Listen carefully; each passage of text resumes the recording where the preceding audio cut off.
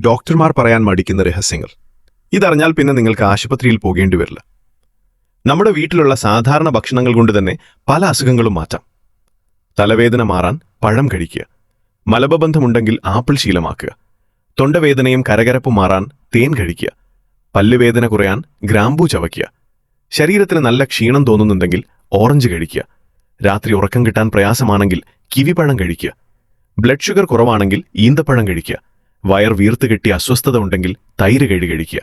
മുടി വരണ്ടു പോകുന്നുണ്ടെങ്കിൽ ക്യാപ്സിക്കം ഭക്ഷണത്തിൽ ഉൾപ്പെടുത്തുക. ഓർമ്മശക്തി വർദ്ധിപ്പിക്കാൻ ദിവസവും പാൽ കുടിക്കുക.